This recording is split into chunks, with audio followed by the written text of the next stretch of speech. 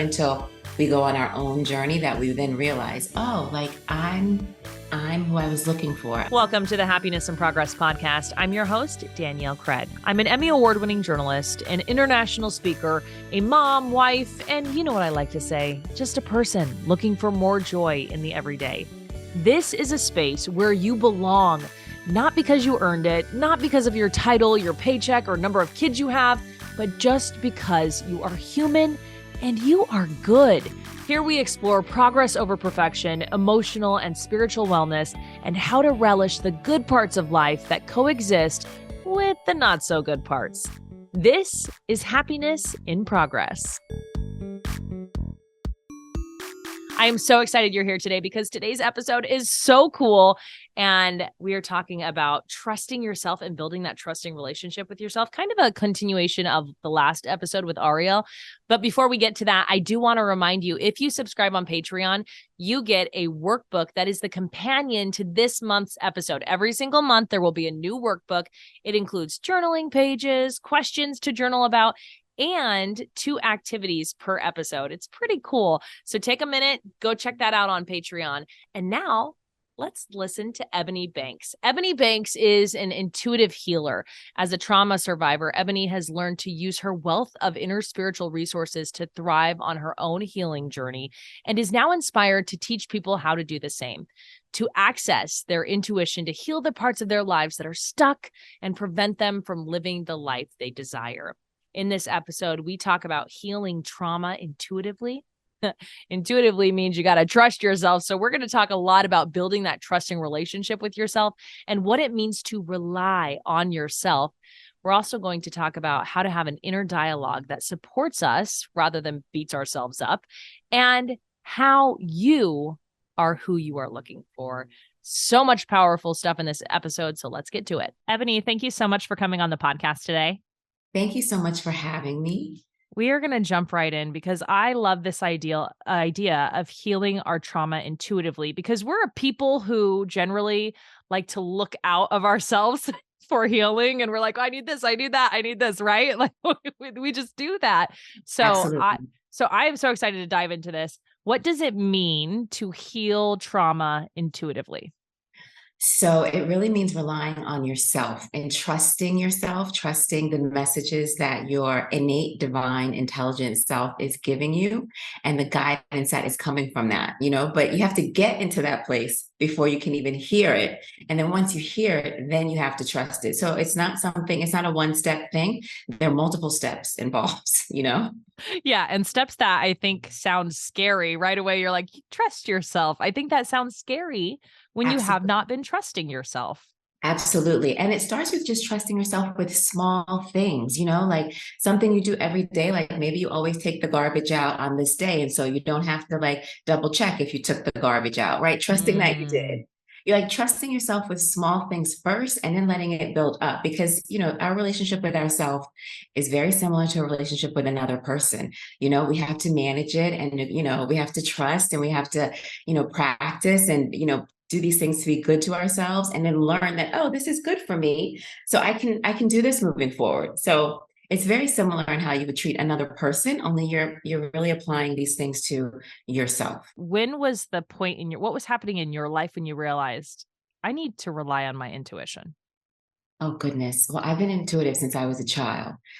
And so it wasn't until I was like in my 20s that I actually started to understand myself more and my intuition more. And I really started to use it in my life. But it took a long time because as a child, I was just like, oh, I don't know what this is, and I'm just going to ignore it as best I can.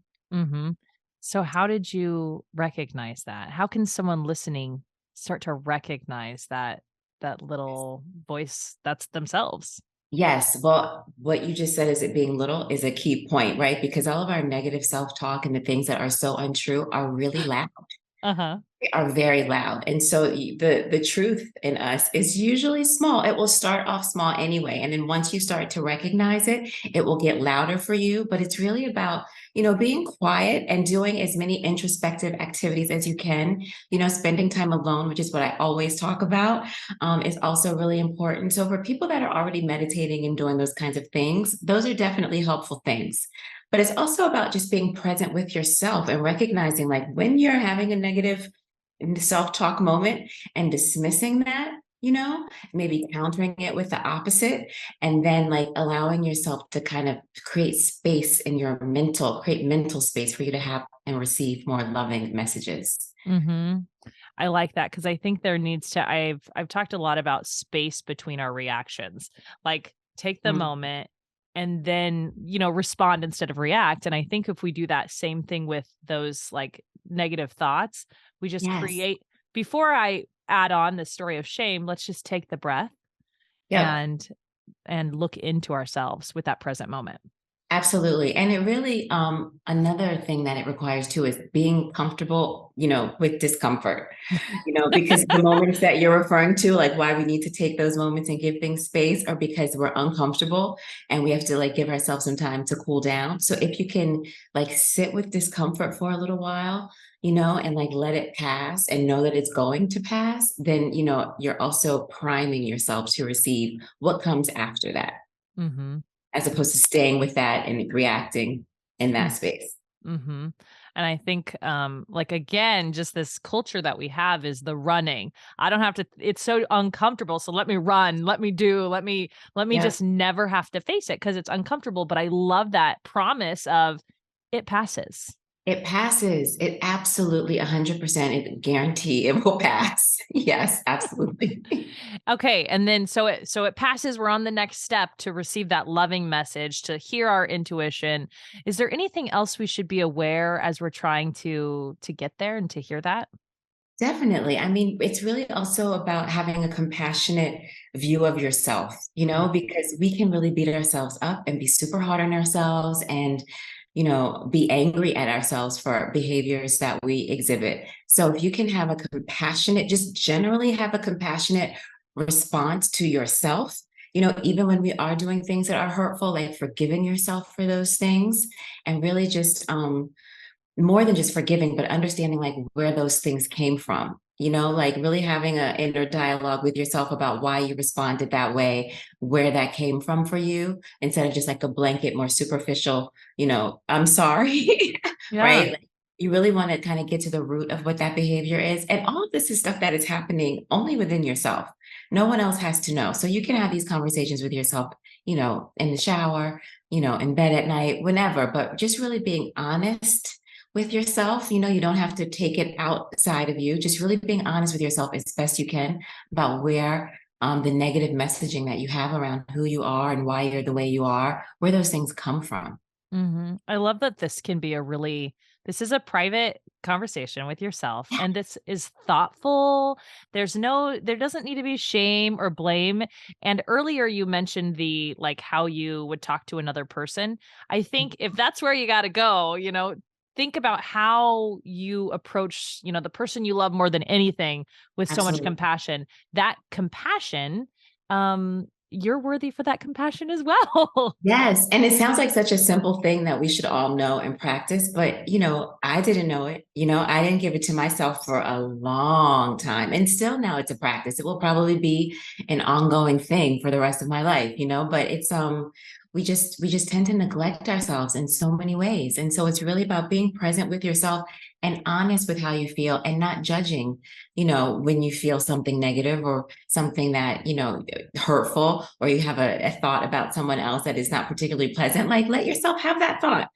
Mhm. It's okay, Yeah. understand where it's coming from. I always say everything is a practice. It's okay. So the Yes, thought comes up. That's okay. This doesn't say anything about you as a human being. It's okay. You're just going to move forward. absolutely. Um, you mentioned that you were intuitive as a child and kind of sounds like kind of lost touch with that as the years went by and had to be really focused and intentional to get that back. Why do you think it is that we lose that touch with ourselves? That is a good question. I think because we don't talk about it. Mm, So much of what we know of in terms of like how to be supportive is finding outward, support. Friends, families, professionals, whatever the case may be. Like it's very rare that someone shares that, oh, you can actually support yourself. Like you have all the tools. You're actually better in supporting yourself than anyone else is because you have access to yourself 24 hours a day. You can do it whenever you want. Nobody has to know. It can be completely private, you know? So I think it's because we just don't talk about it. You know, it's just not an option that we've had presented to us throughout the course of our lifetime. It's not until we go on our own journey that we then realize, oh, like I'm who I was looking for. I'm the one that has like the answers and the tools. I'm who I was looking for. Oh, love that. Got chills. Um, I'm who I was looking for. That's so good because we are just so Yes. externally focused. And it makes sense, right? Because we live in this very physical world where everything is about what is external. But the more loving, the most vast world is the actual world that is within us. And Hmm. all the places we can go inside ourselves and with our emotions that can support us. And it may require being creative, you know, because we're doing things that we've never done before, like having a relationship with yourself in the way that you have a relationship with your partner will be new for lots of people, right? So Hmm. you know, you may have to find creative ways to really make that relationship real for you. You know, some people journal, you know, some people, I don't know, just like having talks with yourself, you know, just being aware that there's a whole world that is so vast that exists inside of you. Hmm. Hmm. And I think the more that you practice this, the more grace you find for yourself and more compassion you find for yourself. Absolutely. And then it spills out, right? Because then you have more grace and more compassion for other people. Like it changes you, it Hmm. changes the person you are. And it's amazing because I think the more grace and compassion we have for ourselves, you mentioned we have more for other people, and then that practice we have more for ourselves. It just Yes, circles, and we live on this different like plane of existence almost when we can approach people in that absolutely. way. Absolutely. So tell me about so you're in your 20s and you're starting to listen to yourself again. You're like, I have this voice inside. Tell me the moment where you realized you could trust that voice. You could trust your own intuition. Oh goodness, it was probably by happenstance and accidental, you know. Actually, I do remember exactly. I was fired from a job for the very first time in life, first and last time. I was fired from a job and I never got another job. You know, 15 years later, I don't Yeah. have a job. I work for myself. And it was just, you know, the first like few hours, I was freaking out on the phone with my girlfriends, like, oh my God, I just got fired. I don't know what I'm going to do, blah, blah, blah. And then by the evening, I calmed down. I was like, oh, I'm actually not going to look for another job. Like I wanted to start consulting and I just started to trust that that would work out for me. And that's what I did. Mhm. And I've been consulting ever since, you know, but I think that was the first time I really trusted it because it had to do with like income and lifestyle and like real life things. And I was like, I'm not looking for another job. I'm going to do what I actually want to do. Tell me about the freedom that comes with that moment where you realize I'm going to trust myself. Whew, I don't even know if I could put it into words because it really changes your reality because you actually see that it's real. You know, like trusting yourself really nets actual results in your life that you could not create if you didn't trust yourself. It's more powerful than like all the fear that we put into like trusting other people or not trusting ourselves. It's like that's really the only way to live. And so once you have that as proof, once you have some sort of proof, however it shows up, then you can kind of incorporate it into other areas of your life and it changes everything. It changes everything. It like shifts the course of your life, Mhm. you know? Mhm. It shifted the course of your life. Yeah, And when you look back at that last 15 years, you're probably a lot more fulfilled and happy than you would have been if you continued on the path you were on. absolutely. And I've just grown so much and I've learned so much and I've healed so much in ways Mm. that I don't know I would have been able to do had I been, you know, so focused on like these rigid hours that a 9 to 5 job would have given me, you know, like working for myself and creating my own hours just gives me a freedom about life that I would not have had otherwise. Right. Yeah. What would be your advice to someone to start trusting? What are the first steps to start trusting your intuition? I think you have to start trusting yourself in real life, like practical ways. Like the example I gave earlier about, you know, did you close the garage door? Like this is something my mother does all the time. She's always second guessing whether or not she closed the garage door. Of course, she's closed it every single time, right? Mhm. But she Mhm. goes back, she drives back around just to see, just to make sure, just to make sure. I'm laughing because I've done that. So I would say, it has to really start in your real, like tangible day-to-day life. Find something that you typically second guess yourself on, but something that's like not highly consequential, right? You don't want it to be something that like the house would burn down because you didn't turn the stove off, right? Like something light and easy, watering the plants, walking the dog, easy things. And just start to see if those are things you cannot second guess, but you can actually trust that you did those things. I think that's a great place to start. I love that. So I have OCD. I really have obsessive compulsive disorder. And Nice. part of that is a lot of people with OCD, we don't trust our brains because they want to do this whole thing and they're like, you need to touch that light 5 times or things are getting bad. But the amazing thing that helped me, years ago when I got control of it was this very same thing. Like I had to choose something small. Like my brain's like, if you turn left, you will absolutely die. There's nothing else that's going to happen. And I'm like, I got to trust myself and I got to know that that is an OCD thought. I'm turning left. And as I did that, it totally took the power from this mental health issue, OCD. It took the power away from it. And so it rarely pops up anymore, but it started with that something very, very small. Yes. And that also goes back to sitting in the discomfort, right? Because doing something uncomfortable is really good for you.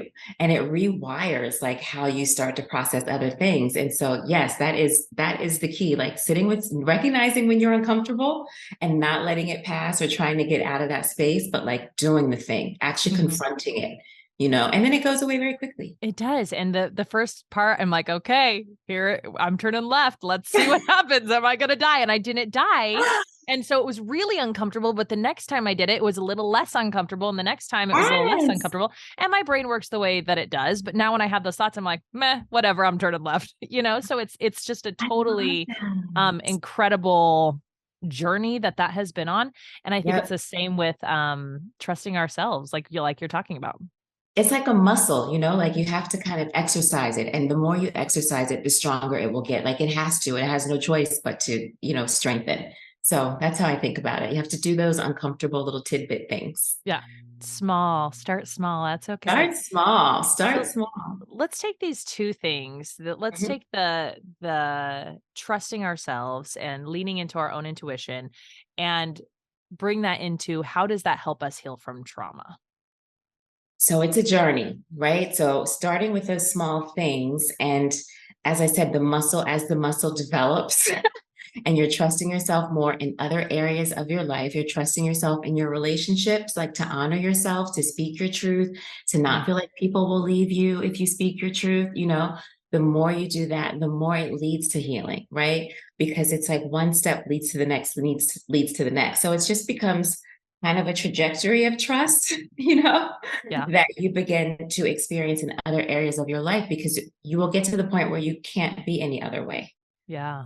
because then the discomfort and it feels so wrong to not trust yourself, it kind of flip flops. It goes from being uncomfortable with trusting yourself to now you can no longer not trust yourself. And it spills out into every area of your life. So all the small parts of our lives that needed healing, our relationships that aren't completely authentic, the job that we're doing that we don't like, even where we live, like whatever the case may be, like we then are able to acknowledge those things that are not true and making us happy and are not authentic to who we are. And we can apply our trust to those things. Mm. Yeah. Does And that make sense? and the pull of our intuition just becomes too strong. Absolutely. Because you're now in this place where you trust yourself so much. And so you're getting more information than you would have been able to access before. Because that's how I think about intuition. It's essentially information. It's giving us more information about the world around us and about ourselves. So if you don't trust yourself, there's no way that you would be able to access that information about you or about people in your life or about your life in general because you're not set up to trust yourself to receive that information. Does that make sense? Yeah. You mentioned as you were kind of sharing some various things that come up when we start listening to our intuition. You shared, being afraid of people leaving us for Yes. following our intuition. I feel like a lot of people will stop on that. So I want to come back to it because I Sure. think, a lot of people have that fear. A lot of people have that Absolutely. fear and that is scary and it is real and it does happen. So what would Yep. be your advice around that? Oh, that's a good one because I too had that fear, you know? So, I mean, I feel like when you honor yourself, you honor everyone else involved. And so once you actually are in your truth and your authenticity, no matter what the outcome is of you being in that space, if the relationship falls away or if the person stays, like no matter what happens, it's okay because it's honoring everyone else that's involved. Like we're all in different places of our like spiritual maturity, Mhm. and everyone is not going to be able to be in your truthful, honest place with you. That's just a fact. I learned that the hard way. Everyone's not going to stay, not because they don't love you, but because they're unable to be in that space with themselves. And so Mm. they cannot be in that space with you. Do you think that at this point, as you're maturing in that spiritual realm, your spirituality is maturing, do you Yeah. think that as someone falls away, you're able to have the compassion for that person over Yeah. that they're not ready to be there with you? Absolutely. Yes. I mean, I was able to. So, I'm speaking from experience. So I believe what it will be for other people. Yeah. But yeah, because you're in this place where you're so grateful for your new relationship with yourself. You'll see all the benefits that it gives you that, you can understand why someone, is not able to be in that same place. And you also know the work involved. And, Mhm. everyone doesn't want to do their inner work. Some people are not interested at all in doing their inner work. It's too painful for them. And that's really the only reason why people would leave. It's because it's too painful for them to go to certain places. They're not ready yet. And so, they wouldn't be able to meet you in the space that you now find yourself in Mhm. because the relationship changes. Yeah. You- Yeah, it's too scary. It's too Um, scary and and painful. yeah, and painful, and hopefully, I don't know, hopefully seeing some growth in someone else might inspire someone to begin the Yes. journey, but, Yes. that's not up Everyone to doesn't leave. not up to us. Everyone doesn't leave. I love that reassurance. Um, so can you give me a practical, example of someone listening, being in trauma or healing from trauma that they've experienced and using their intuition to heal that? Yes. So I guess an example would be, I mean, I'll use myself again, right? So for me, it was really about being authentic about where I was in my happiness because I was unhappy for years, but I didn't know I was unhappy. Like I didn't even know I was pretending, I didn't even know I was pretending. So for me, it was just really about being honest enough with myself to say, hey, like these things in my life are actually not making me happy. Like they're okay and I do them and it's fine, it's good enough. The attitude Mm, for me was like, oh, these things are good enough, but they weren't actually things that made me happy, and once I lined up with what made me happy, then I was in a more receptive space to like receive my intuition. And then once I was able to receive my intuition, because I was now primed in a happier space, I was able to be more truthful with myself about my emotional life and like the traumas that I needed healing from.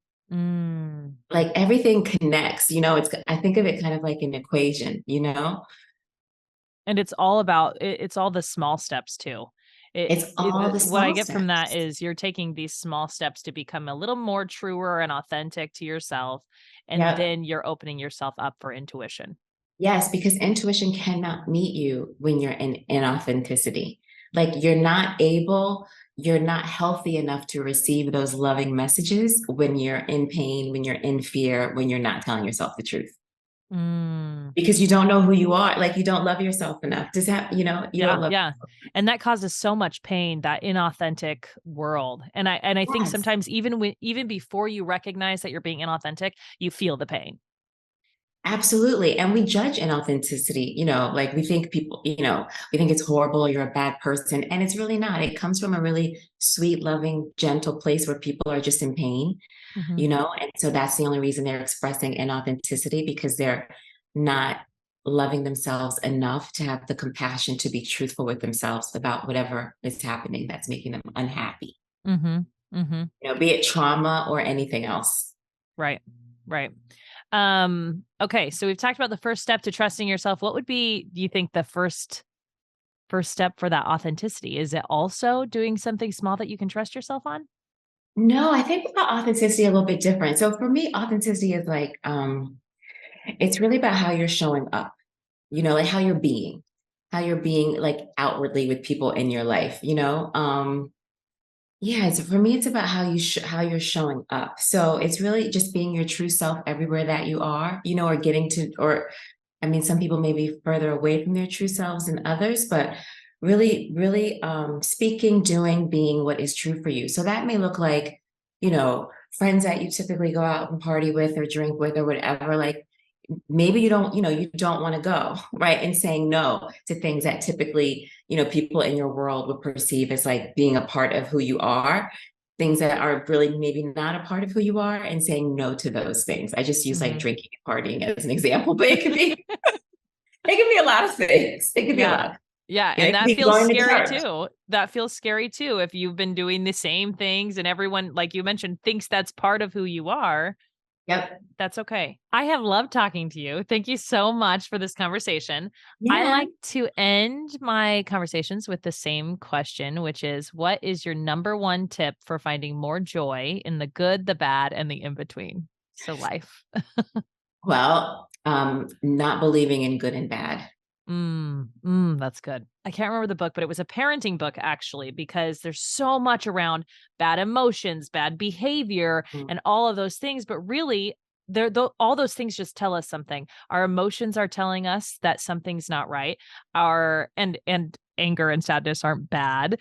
And our bad behavior, what we would call that in a kid, is actually just a sign that something isn't going right. Is it a tool that's being missed? Is it someone a little child who can't communicate? right. XYZ, it goes on and on. So that's the first thing I think about. Tell me what you mean when you say there's no difference between good and bad, or there's no good Yeah. and bad. Yeah. So the example with the child who's, unhappy, I would just say that child is uncomfortable. You know what I Mm. mean? And so I think that everything just is. Everything just is. And depending on how you respond to it, you can make it good or bad. But other than like, I don't really think good and bad exists. I think everything just is. And we kind of, they're all lessons for us to learn more about ourselves and our world and other people. And so there really is no good and bad. It's just like lessons, opportunities for us to learn lessons about life and human beings. And good and bad are judgments of those things. Yeah. Oh, the good and bad is the judgment. Absolutely, absolutely love that. I love that answer to that question. I haven't had that before. Yay. But thank you so much for your time today. I really appreciate it. Thank you so much for your time today. It was so much fun talking to you. I hope you enjoyed this episode. If you liked listening to Happiness and Progress, don't forget to hit the subscribe button. It helps me continue to do this work, and you'll get a notification of when the next episode comes out. And the next interview is pretty darn cool. So I hope you're here for it. Thanks for being here on Happiness and Progress.